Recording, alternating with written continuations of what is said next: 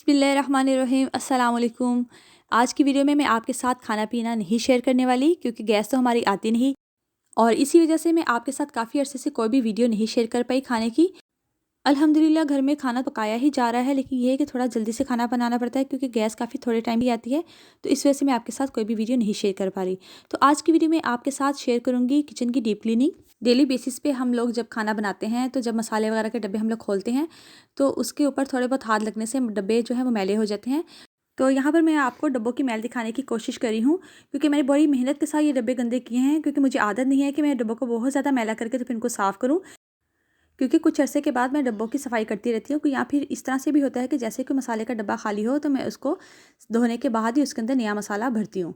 तो मुझे उम्मीद है कि आप लोग भी बहुत ज़्यादा साफ़ सुथरे होंगे। तो ये नहीं कि मैं इसलिए वीडियो बना रही हूँ कि आप लोग बहुत ज़्यादा गंदे हैं तो मैं आपको बताऊँ कि डब्बे किस तरह से साफ़ किए जाते हैं। देखिए, बस ये था कि मैं किचन की सफाई करी थी तो मैंने कहा चलो ये वीडियो भी मैं आपके लोगों के साथ शेयर कर दूँ। अच्छा, यहाँ पर मैंने सबसे पहले सारे मसालों के डब्बों के ढक्कन जो है वह उतार लिए हैं। मैंने सिर्फ डब्बों के ढक्कन ही साफ़ करने हैं, मतलब उनको ही वॉश करूँगी। तो यहाँ पे देखिए मैं आपको दिखा रही हूँ कि जैसे इस तरह से हल्की फुल्की सी मैल आई हुई है ढक्कन के ऊपर, इसलिए मैं ढक्कन को अच्छी तरह से वॉश करूँगी और बाकी डब्बियों को मैं अच्छे से नीचे की तरफ से इनको कपड़े से साफ़ कर लूँगी। अगर ऐसा होता कि मुझे पूरी डब्बियों को वॉश करना होता, मतलब वो सारी नीचे से भी ज़्यादा गंदी होती, तो मैं ऐसे करती कि पुरानी कॉपी के जो पेजेस हैं उनको लेती, उसके ऊपर सारे मसालों को डालती, एक एक सफ़े के ऊपर एक एक मसाला डालने के बाद सारी डब्बियों को मैं वॉश कर लेती। तो ये तरीका बहुत आसान है, बजाय इसके कि आप सारे मसालों को किसी अलग-अलग प्याली में निकालें और फिर बाद में आप उन प्यालियों को भी धोते हो, तो इस तरह से टाइम बहुत ज़्यादा ज़ाया जाता। अच्छा, यहाँ पर मैं आपको दिखा रही हूँ कि ये जो डब्बी है ये नीचे से भी काफ़ी गंदी थी, तो इसलिए इसमें पूरी डब्बी को ही वॉश करूँगी। और यहाँ पर मेरे पास कुछ एसेंस वगैरह पड़े हुए थे तो मैंने देखा इसमें से एक एसेंस भी एक्सपायर था, तो उसको मैंने फेंक दिया। और साथ में यहाँ पे बेकिंग पाउडर, बेकिंग सोडे की जो डब्बियाँ हैं उनके मैं ढक्कनों को नहीं वॉश करूँगी क्योंकि पानी वगैरह अंदर जा सकता है, उनको सिर्फ अच्छे से बाहर से साफ़ कर लूँगी। अच्छा, यहाँ पर मैं आपको येलो फूड कलर की डब्बी दिखा रही हूँ, इसके अंदर बच्चों की क्ले आई थी। तो ये मुझे डब्बी बहुत अच्छी लगती थी, इसलिए मैंने इसको अच्छे से वॉश करके तो किचन यूज़ में ले आई। अच्छा, यहाँ पर सारी डब्बियों के ढकने जो है मैंने उतार लिए थे। अभी क्या किया है कि इन डब्बियों के ढक्कनों के ऊपर मैं सर्फ़ शामिल करूँगी और तेज़ गर्म पानी शामिल करके तो इनको भिगो के रख दूँगी। अच्छा, बहुत ज़्यादा गंदे डब्बियों के ढकने हैं और डब्बे भी बहुत ज़्यादा गंदे हैं, तो आपने क्या करना है, सर्फ़ के साथ साथ आपने थोड़ा-सा बेकिंग सोडा और थोड़ा-सा सिरका भी शामिल कर लेना है पानी के अंदर। जितनी देर इन ढक्कनों को भिगो के रखेंगे उतनी देर में ये डब्बे जिस कैबिनेट में से निकाले हैं उस कैबिनेट की अच्छी तरह से सफाई कर लेते हैं। अच्छा, इन ढक्कनों को भिगो के रखने के बाद इनको ब्रश के साथ अच्छी तरह से साफ़ करेंगे। इस तरह से क्या होगा कि ढकने जो है बहुत अच्छे से साफ़ हो जाएंगे।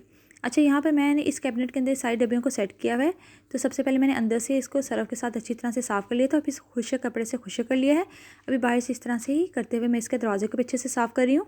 बहुत ज़्यादा चिकनाई नहीं जमी हुई थी दरवाजे के ऊपर, इसलिए मैंने हल्के फुल्के से इनको सर्फ़ के साथ साफ़ करके तो साफ़ कपड़े से साफ़ कर लिया है। अगर बहुत ज़्यादा चिकनाई जमी हुई हो तो आपने क्या करना है कि हल्के से मिट्टी के तेल को लगा के थोड़ी देर के लिए आपने छोड़ना है। फिर आपने इसको किसी भी सख्त कपड़े से साफ़ कर लेना है रगड़ के, और फिर बाद में आपने सर्फ़ की जाली मारने के बाद दोबारा से खुशक कपड़ा लगाना है और अच्छी तरह से इससे आपके दरवाजे साफ़ हो जाएंगे। अच्छा, यहाँ पे जो ढकने भिगो के रखे हुए थे तो देखिए इनका पानी हल्का हल्का सा मैला हो गया, मतलब कि यहाँ पे पता चला है कि जो मैल वगैरह थी वो काफ़ी अच्छे से नरम पड़ गई है। अभी मज़ीद इनको ब्रश के साथ अच्छे से साफ़ कर लेंगे। कुछ इस तरह से होता है कि ढक्कनों के किनारों पे हल्की-हल्की सी लाइनें वगैरह बनी होती हैं। उन लाइनों में थोड़ी-सी मैल इस तरह से होती है कि ब्रश मारे बगैर वो साफ़ नहीं होती। इसलिए हर ढकने के ऊपर एक-एक करके मैं ब्रश के साथ अच्छे से सफाई कर रही हूँ। अच्छा, मुझे बहुत ज़्यादा ये चीज़ पसंद है कि आप किचन की जो मसालों की डिब्बियाँ वगैरह बहुत अच्छे से मतलब ऑर्गेनाइज़ करें। अच्छा, कुछ लोग इस तरह से भी करते हैं कि मसाले वगैरह रखने के लिए जैम की खाली बोतलें जैसे घर में होती हैं उनको भी इस्तेमाल कर लेते हैं, लेकिन मैं ये समझती हूँ कि जितनी वो बड़े साइज़ की बोतल होती है हम उसके अंदर इतना ज़्यादा मसाला तो शामिल नहीं करते। उन बोतलों को इस्तेमाल करने से ये होता है कि आपके किचन में बहुत ज़्यादा जगह ले लेती हैं वो शीशियाँ वगैरह। तो यहाँ पर मैं आपको काफ़ी करीब करके दिखाती हूँ कि ढकने के ऊपर कितनी मैल थी, तो काफ़ी ज़्यादा नरम हो गई है। अब इसको ब्रश के साथ मज़ीद साफ़ करेंगे तो ये और अच्छे से साफ़ हो जाएगी। यहाँ पे मैं बात करी थी किचन में इस्तेमाल होने वाले जार के बारे में। तो यहाँ पर मैंने भी खुद से कुछ ऐसे जार वगैरह का इस्तेमाल किया है जो कि कुछ चीज़ें इस्तेमाल करने के बाद खाली हो जाते हैं, तो उनको भी मैंने किचन यूज़ में लेकर आई हूँ, लेकिन वो बहुत ज़्यादा बड़ी साइज़ में नहीं है। मसलन जैसे कि यहाँ पर मैंने कुछ कॉफ़ी की खाली बोतलों का इस्तेमाल किया है और कुछ इस तरह से घर में जैसे शहद वगैरह छोटी प्लास्टिक की बोतल्स में आ जाता है, तो कुछ इस तरह से वो वाली बोतल वगैरह है उनको भी मैंने इस्तेमाल किया है। जैसे मैंने आपके बच्चों के खिलौनों में आई हुई क्ले, उसकी मैंने आपको छोटी साइज़ की शीशी दिखाई।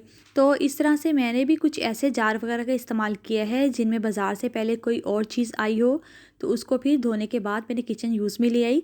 बस कहने का मकसद ये है कि कोशिश करें कि आपके पास मसाले की जितनी क्वांटिटी हो उस हिसाब से ही आप जार का भी इस्तेमाल करें। इस तरह करने से क्या होगा कि आपके किचन में कम जगह में काफ़ी ज़्यादा चीज़ें ऑर्गेनाइज़ हो जाएंगी। अच्छा, तो यहाँ पे मैं सारे ढक्कनों को अच्छी तरह से ब्रश मारने के बाद क्या करूँगी कि अच्छे से पानी से इनको वॉश करूँगी, ताकि जो सारा सर्फ वगैरह वो अच्छे से निकल जाए। उसके बाद मैं कोशिश करूँगी कि इनको धूप में, तेज़ धूप में ही सुखाया जाए। और अगर आप लोगों के घर में तेज़ धूप का इंतज़ाम ना हो, मतलब कि ना आती हो, किसी ऐसी जगह पर आप ना रख सकते हो जहाँ पर तेज़ धूप आती है, तो आप ऐसे कर सकते हैं कि ढक्कनों को अच्छे से खुश्क करने के बाद किसी चादर वगैरह पे फैला कर रख दें थोड़ी देर के लिए, और फिर दोबारा से इनको कपड़े से अच्छे से खुश्क करें और फिर इनको बंद करें। अगर थोड़े सी भी ढकने जो है वो गीले रह गए या कोई भी नमी वगैरह मसाले में चलेगी तो मसाला क्या है, इससे ख़राब हो सकता है। तो यहाँ पे ये देखिए ढकना भी बहुत अच्छे से साफ़ हो गया है। काफ़ी ज़्यादा मैला था ये किनारों से, क्योंकि इसके अंदर बहुत छोटी छोटी लाइनें थी। तो मैं क्या कर रही हूँ कि ढक्कनों को अच्छे से खुश्क करने के लिए मैं इस तरह बास्केट में रख के तो इनको धूप में रख दूँगी। तो इस तरह से क्या होगा कि ढकने काफ़ी अच्छे से ड्राई हो जाएंगे।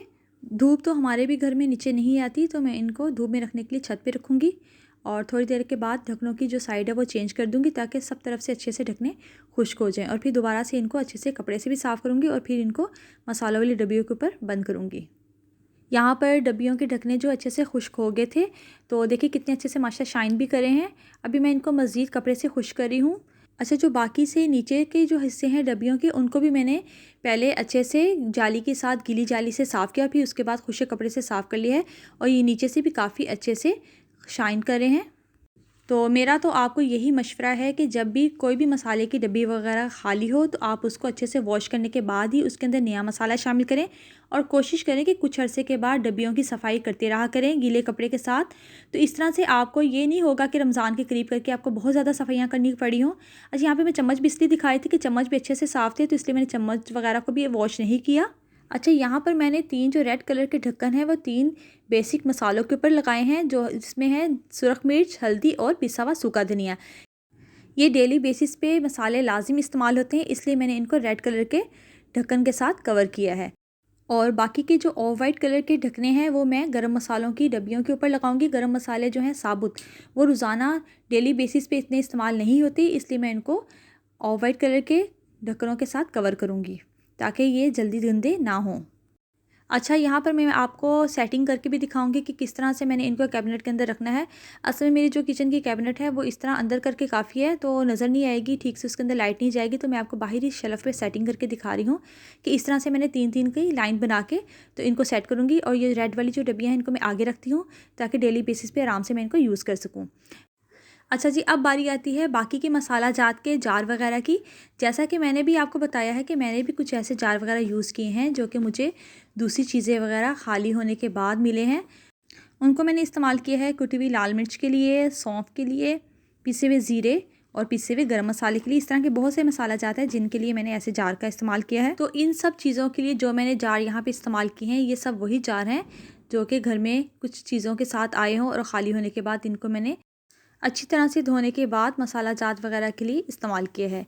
बस फ़र्क इतना है कि ये मसाला जात जो हैं बहुत कम मिकदार में इस्तेमाल होते हैं और इनके लिए मैंने छोटे साइज़ के ही जार इस्तेमाल किए हैं। अच्छा, यहाँ पर सारे जो जार हैं वो अच्छे से साफ़ होने के बाद रेडी होगी अपनी अपनी जगह पे जाने के लिए। अल्हम्दुलिल्लाह, रमज़ान मुबारक का बहुत ही बरकतों वाला और रहमतों वाला महीना स्टार्ट होने वाला है। अल्लाह ताला से यही दुआ कि अल्लाह ताला हमें बहुत सारी रहमतें, बरकतें और नेमतें इकट्ठी करने की तौफ़ीक अता फ़रमाए। जहाँ पर हम लोग इतनी ज़्यादा मेहनत करके अपने घर की साफ़ सुथराई करते हैं और बहुत सारी चीज़ों को पहले से रेडी करके रखते हैं ताकि हम लोग रमज़ान मुबारक के अंदर ज़्यादा से ज़्यादा इबादत कर सकें, वहाँ पे हमारी सबसे पहले तो ये कोशिश होनी चाहिए कि हम लोग अपने दिलों को अच्छी तरह से साफ़ करके इस बार बरकत और रहमतों वाले महीने के अंदर दाखिल हों। अल्लाह ताला से यही दुआ है कि अल्लाह ताला हमें सेहत और तंदुरुस्ती के साथ तमाम रोज़े अच्छे से रखने की तौफ़ीक अता फ़रमाए, हमें बहुत सारी नेमतों और बरकतों से नवाज़े।